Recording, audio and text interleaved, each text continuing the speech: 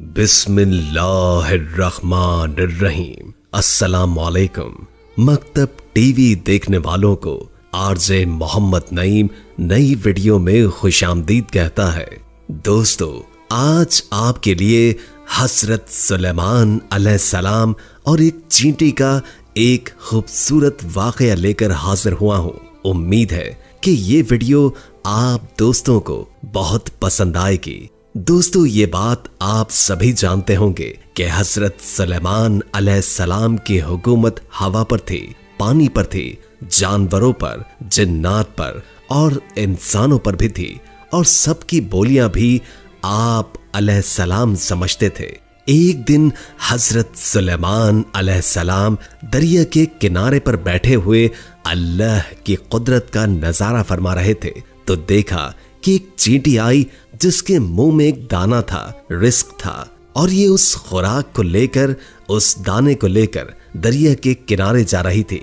हजरत सुलेमान अलैहिस्सलाम ये सब देख रहे थे कि चींटी चलते चलते आहिस्ता आहिस्ता अपनी रफ्तार से चलते हुए दरिया के किनारे पर जा पहुंची। उसी दौरान एक अजीब वाकया आप अलैहिस्सलाम ने देखा कि जब ये चींटी दरिया के पास पहुंची तो दरिया में से एक मेंढक बाहर आया और मुंह खोला। चींटी उसके मुंह में चली गई और मेंढक वापस दरिया में चली गई। ये सब मंजर अल्लाह के नबी देख रहे थे। कुछ देर के बाद वो मेंढक फिर आया, उसने फिर मुंह खोला और चींटी उसके मुंह से बाहर आ गई। हजरत सुलेमान अलैहिस्सलाम ने गौर किया तो एक फर्क महसूस हुआ कि इससे पहले चींटी जब मेंढक के मुंह में गई थी तो उसके मुंह में दाना था, एक रिस्क था, जो अब उसके मुंह में नहीं है। दोस्तों, जैसे कि पहले भी आपको बताया कि हजरत सुलेमान अलैहिस्सलाम चरिंद परिंद सबसे बात किया करते थे, तो आप अलैहिस्सलाम ने चींटी को तलब किया और पूछा कि ये क्या मामला है, ये तुम क्या कर रही हो? अभी तुम मुंह में दाना लेकर मेंढक के मुंह में गई थी, तुम कहाँ गई थी? ये चींटी कहने लगी, ऐ पैगंबर खुदा, इस समंदर की गहराई में जाकर दूर एक पत्थर है, ये पत्थर अंदर से खाली है, उस पत्थर के अंदर एक कीड़ा रहता है। अल्लाह ने उस कीड़े को ऐसे मकाम पर पैदा किया है कि वो वहां से नहीं निकल सकता, वही उसकी कुल कायनात है। मुझे अल्लाह ने इस काम पर मुकर्रर किया है कि मैं उसको खाना पहुंचाऊं। कादिर मतलक ने इस मेंढक को मामूर किया है।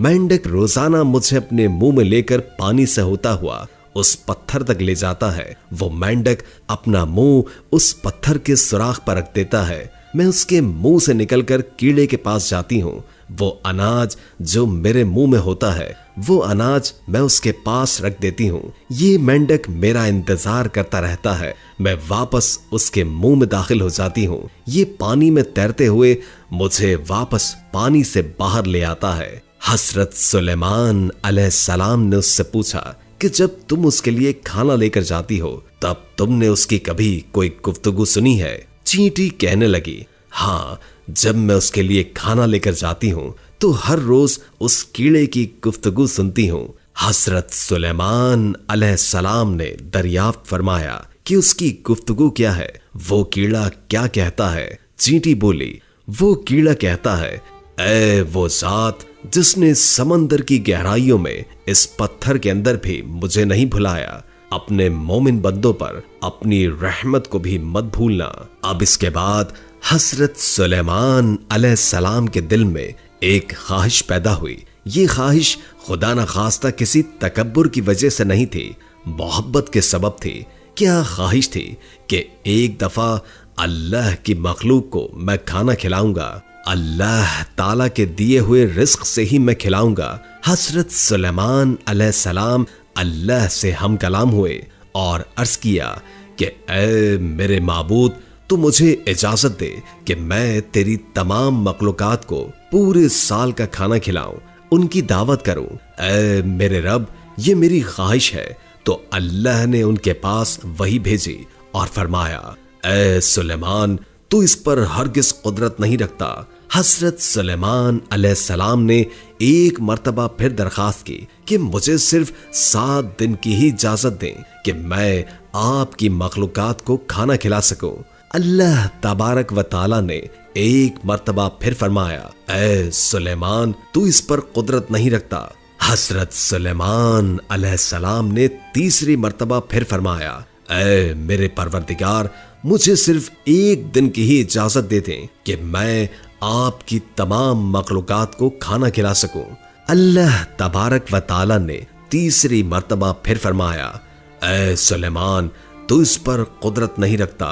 बहरहाल अल्लाह ताला ने हजरत सुलेमान अलैहिस्सलाम को एक दिन की इजाजत दे दी कि वो दुनिया की तमाम मखलूकात को खाना खिलाएं। आप अलैहिस्सलाम को इजाजत मिल गई तो आप अलैहिस्सलाम ने तमाम जिन्नात और इंसानों को हुक्म दिया कि वो तमाम के तमाम इन चीजों को जो जमीन पर हलाल है, यानी गाय, बैल, बकरियां, दुम्बे वगैरह वगैरह, और उन तमाम चीजों को जो जिन्स हैवान में से है, यानी परिंदे वगैरह, उन सबको जमा कर लें। जिन्नात और इंसानों ने मिलकर उन तमाम चीजों को हजरत सुलेमान अलैहिस्सलाम के सामने पेश कर दिया।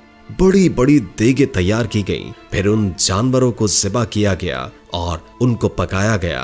आप अलैहिस्सलाम ने हवाओं को हुक्म दिया कि खाने पर शीरीं और धीमे अंदाज में चलती रहे ताकि खाना खराब ना हो जाए। हवा चूंकि हजरत सुलेमान अलैहिस्सलाम के मातहत थी, इसलिए हवा शीरीं और धीमे अंदाज में उन खानों पर चलती रही। इसके बाद हजरत सुलेमान अलैहिस्सलाम ने दस्तरखान बिछाया जिसकी लंबाई इतनी ज्यादा थी कि अगर एक इंसान उसके सिरे पर चलना शुरू करता तो दूसरे सिरे तक पहुंचने में उसको 1 महीने का वक्त गुजर जाता, और उतनी ही उस दस्तरखान की चौड़ाई भी थी।